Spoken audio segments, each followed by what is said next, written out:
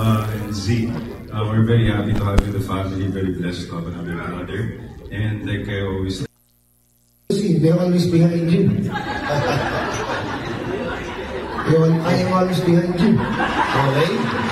Who's next? Eto, si at tawagin mo natin. Welcome back, mga kaaldab. Ito na naman po ang inyong lingkod, si Mr. Destiny. Well, pasensya na po sa mga Aldab Nation na ayaw po itong makita at mapanood. Remind ko lang po at ipinaparamdam ko lang o ipinapakita ko lang po na itong mga interview na to, masasabi natin na parang guest lang po talaga si Mengay dito. Ibig kong sabihin, siguro na imbitahan lang po siya o may mga bagay-bagay nga po na may sitcom kasi si Mengay at si Sanjo, di po ba? Pansin nyo naman po na hindi talaga lumalapit si Mengay kay Congressman. Marami kasi mga kwento ang lumalabas ngayon at pinost nga po raw to ni Mengay. Kaya nga po pinapakita ko po sa inyo to. Hindi po si Mengay nag-post nito. Matagal na po ito. Hindi ko alam kung bakit ngayon lang to naglalabasan. Di po ba? Bakit? Kasi nga po mga kaaldab, malakas ang Aldab ngayon. Kumbaga nang dahil po kay Alden. Kaya nga po yung mga ibang komento, bakit parang unang-una yung Aldab 9th year anniversary. Pangalawa, yung unang pagbati ni Alden, nabatikos na agad si Tisoy. Marami ng komento. Tapos binati tayo ni Mengay. Hindi po ba? Pagpaparamdam na nga po yun, na tayo po yung bida. Na sinasabi ko nga po mga kaaldab na mawawala nga po si Mengay at magbabakasyon. Di po ba? Nagsunod-sunod na yon, nag-trending na, nag-viral na. At ang pinakahuli nga po yung Sparrow ni Mengay, ni Alden Richards na kinuha niya sa tato ni Mengay. Kitang-kita naman po na buhay at kulay dilaw pa. Sabi ko nga po sa inyo, kumbaga yan ang unang mapapansin at makikita kasi black siya tapos di po ba, kaya nga po bigla nag-trending, sinasabi nila na kino-connect daw lang Aldab. Kung pagbabasihan nyo simula pa lang, kung titignan nyo yung mga nagaganap at nangyayari, di po ba, halos same lang, di po ba, same lang po talaga. Kaya ang sabi ko sa inyo, magmatsyag, di po ba, kung susumahin nyo, talagang parang may mali. Parang kakaiba na ngayon ang nangyayari.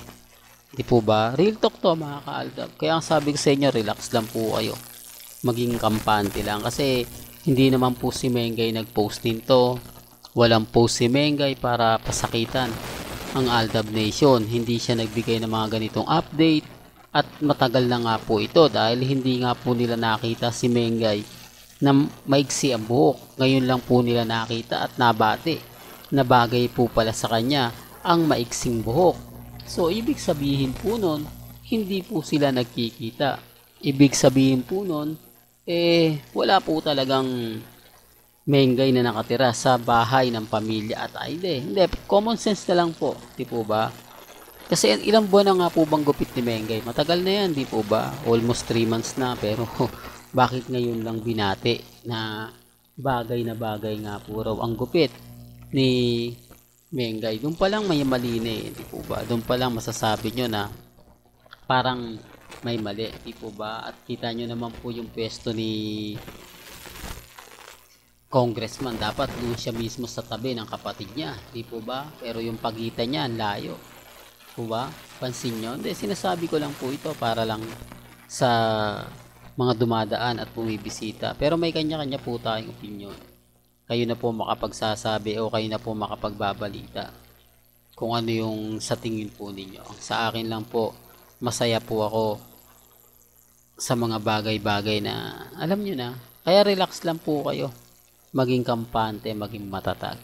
Di po, real talk to. Kaya sabi ko nga sa mga bagay-bagay po na Mr. Destiny, ganito ganyan, etc. Di po ba? Ngayon, anong mga sinasabi ng iba, hindi ko na pinapansin kasi tayo po yung bida rito. Tayo po yung angat dito. Real talk, ito pinaka-latest kahapon nag-post tayo. Nagbigay tayo ng update na si Catherine Bernardo nasa airport na papunta ng Canada. Ba tayo pa una nakaalam? Bakit tayo pa nakapagbigay ng update samantalang mga Catherine fans wala na? Po ba hindi na sila nag-e-effort na nasa ano na pala si Catherine, nasa Canada na pala. Si Alden Richards susunod na yan. Wala na kasi gaya na sinabi ko mga kaaldab, hindi na po nila binibigyan pa ng atensyon. Sa ngayon sa ngayon lang kasi baka pagdating na nga po ng Canada mag-iba na. Normal lang yan na mag-iiba na kasi gaya po na sinabi natin, mag-iiba na yan dahil promotion na Hindi po ba? Kumbaga kailangan sweet sila para yung tao tangkilikin yung pelikula nila Alden. Kita nyo po yung pelikula ni Heaven at ni Tisoy. Hindi po ba? Kita nyo kay Boss Vic Del Rosario, wala pa ring update. Wala pa rin pong paramdam. Nung nagkaroon tayo ng pagkakataon magtanong sa mga followers ni Heaven, ang sabi nga po nila, sinabi nga po sa kanila ni Heaven na hindi niya maibigay yung eksaktong date kung kailan nga po ito ipalalabas. Mag-antay lang daw po kay Boss Vic Del Rosario. Ito po yung Viva Films producer na umahawak nga po ng pelikula nila Alden Richards at ni Heaven na stranded po, no? Akala ko nga po itong July pero hindi po sila makapagsabi. Kahit itong August, pero may balita na October, masyado na pong matagal. Hindi po ba? Masyado na matagal. Bakit may humaharang nga po ba na ipalabas? O talagang itataon pa ito sa October para pagdating ng November? Parang lang po yung family of two. Di po ba?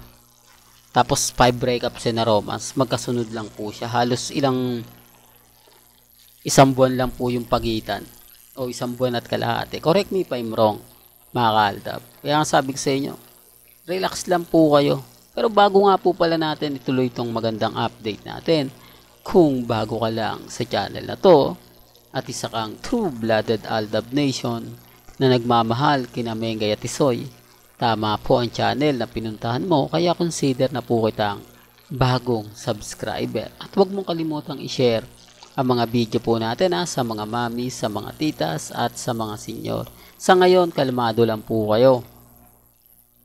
Sa ngayon, nasa atin po ang momentum. Maraming bitter ang nagkakalat ngayon. Maraming bitter ng Aldab ang mga nagsasabing kumbaga, etong channel ni Mr. Destiny, huwag niyong tatangkilikin dahil paasa channel daw po tayo. Lahat daw po ng mga binabalita natin, hindi raw po totoo. Wala po raw katotohanan, pero nakikita naman po nila at napapanood sa social media. Di po ba kung ano yung mga pinopost ni Maine? Kung ano po yung post ni Congressman at Pamilya Atayde, nandun po tayo. Di po ba? Kaya ang sabi ko sa inyo, kumbaga may mga bagay-bagay po na mahirap ipaliwanag, mahirap sabihin, lalo na nga po kapag dumating yung point na, oh Mr. Destiny, ganto ganyan, etc. etc. Kaya nga po sinasabi ko sa inyo itong issue na to sa Aldab Nation, maging relax lang kayo kasi tayo po talaga yung panalo rito. Kahit saan po nila tignan, kahit saan pong anggulo, Aldab pa rin po. Kaya nga sabi ko sa inyo, nagsimula ito sa pagbati ni Alden Richards ng 9th year anniversary. Pag-post ni Mengay mula noon hanggang ngayon. At ang isparo ni Mengay at ang suot na isparo ni Alden Richards. Hindi ito nagkataon lang. Talagang may pattern siya. Sabi ko nga po sa inyo, hindi tayo, kumbaga wag tayong bibitiw. Di po ba?